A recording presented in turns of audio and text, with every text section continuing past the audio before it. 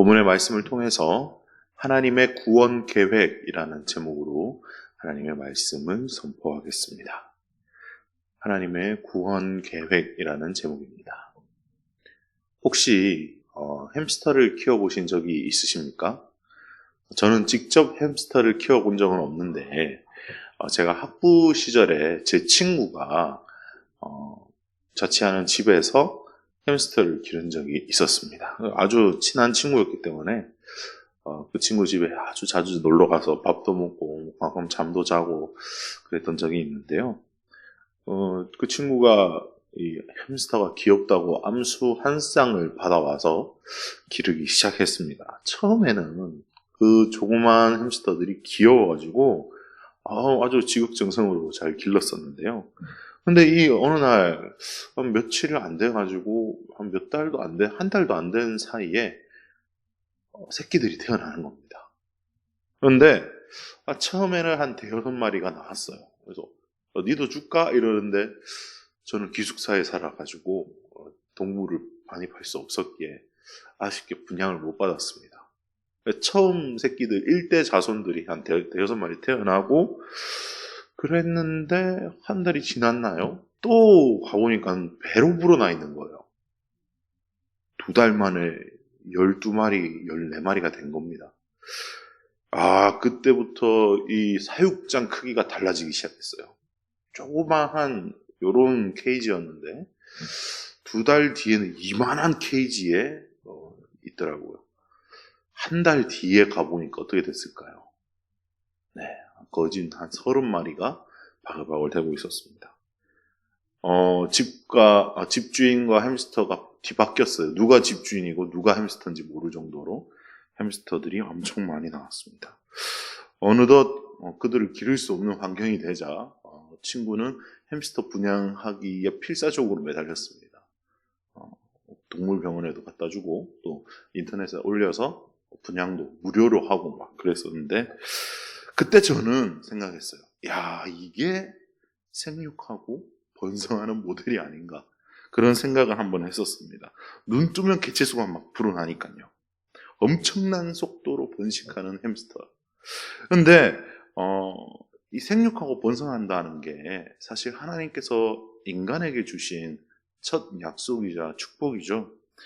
오늘 이 본문에 그 실체가 이루어진 실체가 나타납니다. 생육하고 번성하게 된 이스라엘 민족에 대해서 소개하고 있습니다. 그래서 오늘 본문의 말씀을 통해서 하나님의 구원 계획은 어떻게 이루어지는가? 하나님의 구원 계획은 무엇으로 이루어지는가? 우리는 어떤 소망을 붙들고 살아야 하는가에 대해서 집중해 보려고 합니다. 첫 번째 주안점입니다. 첫 번째 주안점은 하나님께서 약속을 통해 구원을 이루신다라는 거예요. 하나님께서는 약속을 통해 구원을 이루신다. 본문 1절부터 7절까지의 말씀의 주안점입니다. 오늘 본문은 하나님의 약속이 성취되는 장면에 대해서 기록하고 있습니다. 핵심 요절이었던 7절에 창세기의 약속이 출애굽기에 이루어지는 것을 볼 수 있죠. 7절 다시 한번 읽어드리겠습니다. 이스라엘 자손은 생육하고 불어나 번성하고 매우 강하여 온 땅에 가득하게 되었더라입니다. 하나님께서 인간에게 첫 번째 복을 주시며 말씀하신 내용이 생육하고 번성하라라는 거였죠. 이는 하나님의 명령이자 하나님께서 그렇게 해 주시겠다라는 약속이었습니다. 아브라함, 이삭, 야곱에게 하신 약속도 마찬가지입니다. 하나님께서는 생육하고 번성하는 복을 주시겠다고 약속하셨고 그 약속을 이 출애굽기 1장에 이루시는 것을 보여주십니다. 이것을 통해서 우리가 봐야 할 믿음의 진리는 무엇입니까? 하나님의 약속은 반드시 이루어진다라는 것입니다. 하나님의 약속은 반드시 이루어진다라는 것입니다. 그 약속이 더디 이루어지는 것 같이 보일지라도 하나님께서는 반드시 약속을 지키시는 분입니다.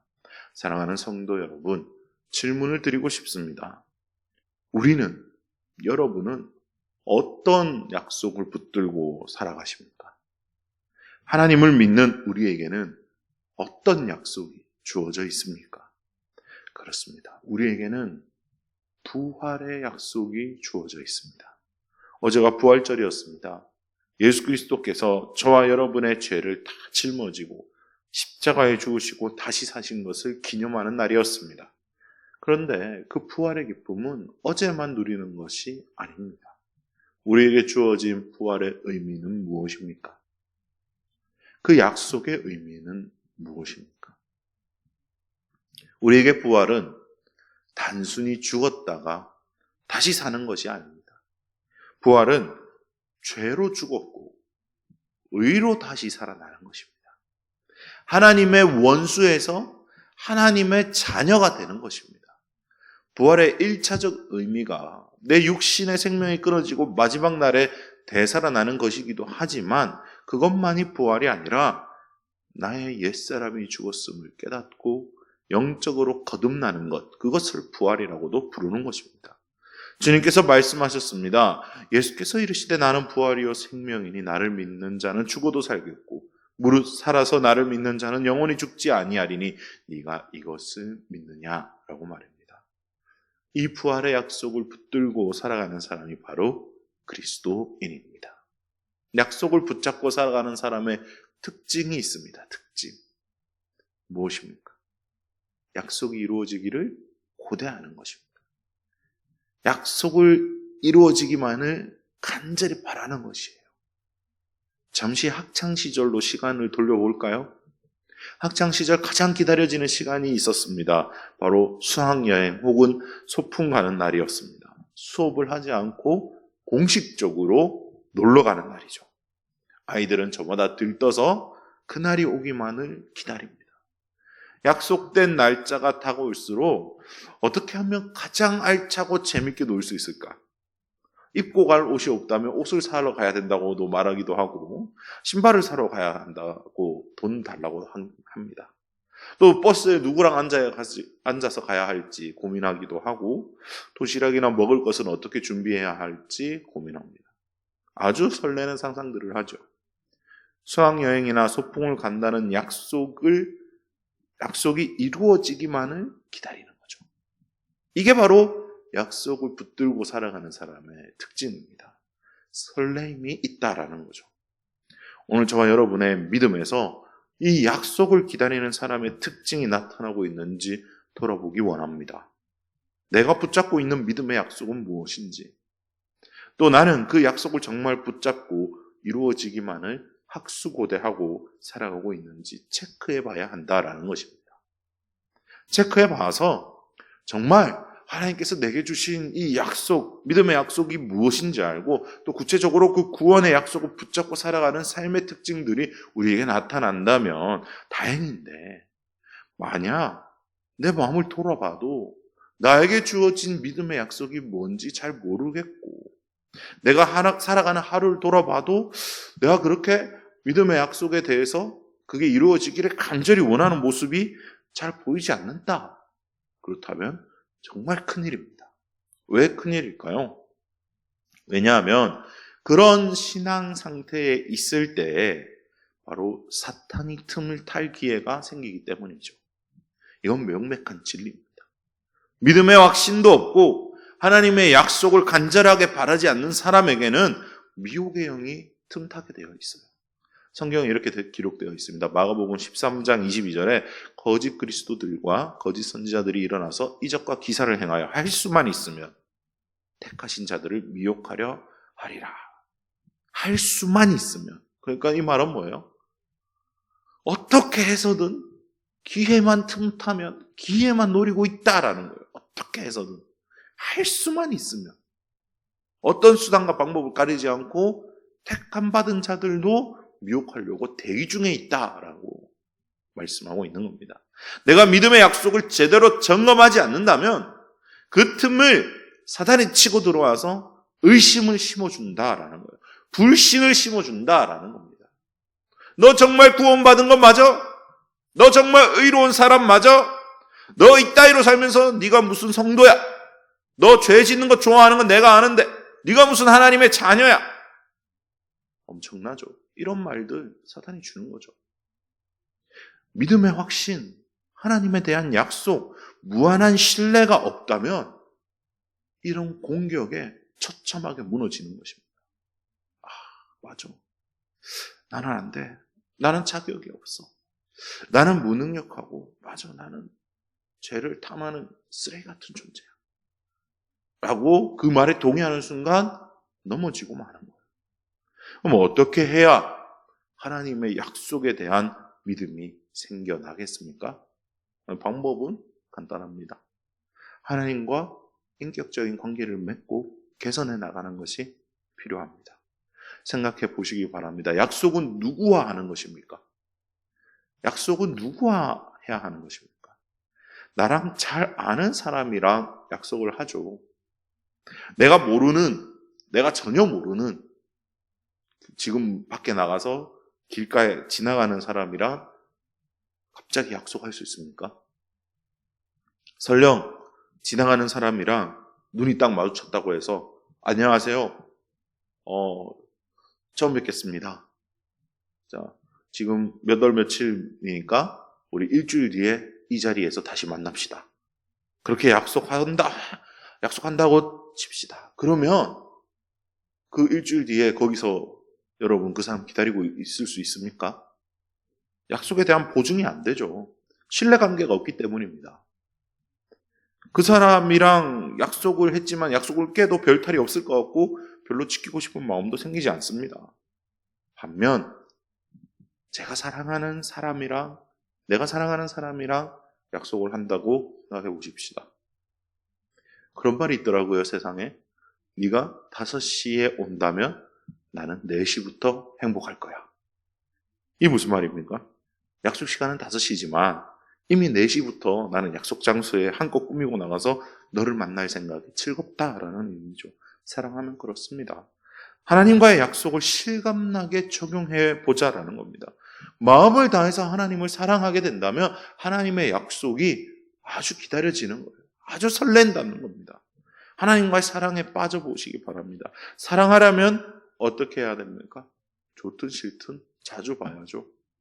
자주 봐야 정이 듭니다. 만나지도 않는데 어떻게 사랑에 빠지고 신뢰관계가 형성되겠습니까? 그래도 오늘 이 새벽에 오신 여러분들은 그래도 적어도 하나님과의 사랑에 빠져 계신 분들인 줄로 믿습니다. 그 사랑을 바탕으로 하나님과의 약속을 붙잡고 날마다 다시 오실 주님, 또 우리에게 부활해 주시는 그 예수 그리스도를 소망하는 삶을 살아가는 저 여러분이 되시길 주님의 이름으로 축원합니다. 두 번째 주안점이자 결론을 말씀드리겠습니다. 하나님의 구원 계획엔 반드시 고난이 찾아오지만 포기하지 말아입니다. 반드시 고난이 찾아오지만 포기하지 말아입니다. 본문 8절부터 14절까지의 주안점입니다. 출애굽기를 한마디로 요약하자면 오늘 두 번째 주안점으로 요약할 수 있겠습니다. 근데 이 두 번째 주안점이 모든 것을 말하고 있죠. 하나님의 구원 계획에는 반드시 고난이 찾아오지만 포기하지 않는 것, 그것이 가장 중요합니다. 오늘 본문 역시 마찬가지입니다. 하나님의 약속은 이루어졌습니다. 생육하고 번성하고 온 땅에 이스라엘 민족이 가득하게 되었다고 말합니다. 그러나 8절에 반전이 등장합니다. 이집트 땅에서 요셉을 알지 못하는 새 왕조가 등장한 것입니다. 바로 고난의 시작인 것이죠. 제가 만약 새로 등장한 왕이었다면 상상을 한번 해봤습니다. 제가 요셉을 모르는 새 왕 바로였다면 어떻게 했을까 생각을 해본 거예요. 왕이 됐는데 오늘 본문에 보니까 이집트 사람들보다 이 히브리 사람들, 이스라엘 민족이 훨씬 많다라고 기록되어 있어요. 왕이 됐는데 피지부의 계층이 더 많대요. 그리고 이 사람들이 더 잘 돼. 그리고 막 생육하고 번성하고 불어나고 강하여지는 것을 눈으로 봅니다. 제가 왕이었다면 이 사람들 도대체 어떻게 이렇게 강대한 민족이 되었지? 신한테 조사해봐 라고 이야기했을 것 같아요. 그래서 조사한 결과 그들은 하나님이라는 신을 섬깁니다. 하나님을 섬겼더니 이렇게 잘 된 것 같습니다 라는 보고가 올라왔을 거예요. 그러면 그래? 그러면 그 신이 어떤 신인지 나도 알아봐야 되겠다. 우리도 강해지자 하면서 아마 이스라엘 민족과 화친을 맺고 더 잘 되는 나라로, 부강병한 나라로 가려고 생각을 했을 것 같아요. 하나님의 실체를 경험하며 하나님을 섬기는 바로 멋있지 않습니까? 그런데 새로 들어선 바로는 그렇지 않았습니다. 오히려 그들을 자기가 가지고 있는 권력으로, 힘으로 압제해버립니다. 눌러버립니다. 그래서 오늘 사실 이 본문은 이스라엘 백성이 고난받는 장면으로 끝이 납니다. 그러나 성경은 끝이 나지 않죠. 우리는 이 본문 이후의 역사도 다 알고 있습니다. 중요한 것은 무엇입니까? 고난은 끝이 난다라는 거예요. 고난이 당할 때야 이 고난이 언제까지인지 알 수 없어서 힘들고 괴로워도 고난이 영원하지는 않다라는 것입니다. 그러나 고난은 필요한 것입니다. 고난을 믿음으로 받아들일 때 고난은 우리를 믿음 안에서 더 강하게 하는 하나님의 선물이 될 수 있다라는 거죠. 저는 오늘 본문을 묵상하면서 본문의 상황과 지금의 대한민국 또 한국교회가 처한 상황과 참 많이 닮았다라는 생각을 했습니다. 이 땅에 처음 생겼던 초기 기독교는 민족의 영적인 동반자로서 참 많은 일들을 감당해 왔었습니다. 야학을 열어 글을 가르쳤었고 병원을 세워 약자들을 돌봤으며 독립운동을 통해 민족을 하나로 모았습니다. 그 아름다운 전통을 물려받아 이런 말들이 생겼었죠. 예수쟁이들은 법 없이도 살 사람들이다. 그런 칭찬들을 세상에 받아왔었습니다. 그런데 어느 날부터 고난이 찾아왔습니다. 마치 이전의 한국교회는 자치를 감춘 것 마냥 요셉을 알지 못하는 새 왕조가 등장한 것처럼 이전의 한국교회를 알지 못하는 세력들이 생긴 것처럼 고난은 찾아왔습니다. 지금 우리는 고난의 한가운데를 지나고 있는지도 모르겠습니다. 이 고난이 언제 끝날지도 모릅니다. 그러나 성도 여러분, 포기하지 마십시오. 고난은 언젠가 끝이 납니다. 그 고난의 끝에 서 있는 주님의 모습을 바라보면서 믿음으로 버티고 이기는 저와 여러분 되시길 주님의 이름으로 축원합니다. 히브리서 12장 2절에 이렇게 말씀하십니다. 믿음의 주요 또 온전하게 하시는 이인 예수를 바라보자. 그는 그 앞에 있는 기쁨을 위하여 십자가를 참으사 부끄러움을 개의치 아니하시더니 하나님 보좌 우편에 앉으셨느니라. 주님은 고난, 십자가라는 고난을 참으셨습니다. 죽음까지 감내하셨습니다. 그 승리의 주님이 우리를 버리지 아니하시고 지금도 우리와 함께 하십니다. 지금의 고난은 장차 올 축복의 그림자입니다. 고난이 온다고 하나님을 떠난다면 그야말로 실패한 인생이 되고 마는 것입니다. 십자가라는 쓴 잔을 그대로 받아 마신 주님은 부활의 영광으로 우리에게 새 생명을 주셨습니다. 부활의 주님을 바라보면서 우리도 고난을 기꺼이 마시되 하나님의 위로하심을 기다리며 고난 가운데서 오히려 더 낮아지고 겸손한 모습으로 나를 위한 삶이 아니라 고통 속에 신음하는 이웃을 돌보는 그런 참된 그리스도인이 되는 저와 여러분 되시길 주님의 이름으로 축원합니다. 말씀을 정리하겠습니다. 오늘 본문 말씀은 하나님의 구원 계획에 대해서 엿볼 수 있는 본문입니다. 하나님의 구원 계획은 약속을 통해 반드시 이루어진다는 것이 오늘 본문을 통해서 입증되었습니다. 하나님의 구원은 약속을 통해 이루어집니다. 오늘 저와 여러분은 어떤 약속을 받은 자들인지 점검해 보시기 바랍니다. 나는 그 약속을 진지하게 붙들고 살아가고 있는가? 나는 그 약속이 이루어지기를 학수고대하는 사람인가? 혹시 그 약속을 하나님만 지키도록 강요하고 있지는 않은가? 나는 그 약속을 받은 사람답게 그 약속을 이행하는 자로서 참된 삶을 살아가고 있는가? 이런 수많은 질문들을 마음에 하나도 거르지 않고 체크해 보시고 만약 그렇지 않다면 마음을 돌이켜서 하나님과의 개인적인 관계부터 개선하는 시간 되길 주님의 이름으로 축원드립니다. 또한 하나님의 구원 계획에는 반드시 고난이 따라온다는 것을 기억하시기 바랍니다. 고난은 지금은 괴로움이지만 지나고 나면 항상 축복임을 성경을 통해 알 수 있습니다. 특별히 지금 한국교회는 여러 가지 상황들로 인해서 고난의 한가운데를 지나고 있지만 이럴 때일수록 우리 주님을 생각하며 오히려 이럴 때 더 낮은 곳으로 시선을 돌리며 고난을 믿음으로 받아들이고 주님을 닮아가고 주님만 의지하는 저 여러분 되시길 주님의 이름으로 축복합니다.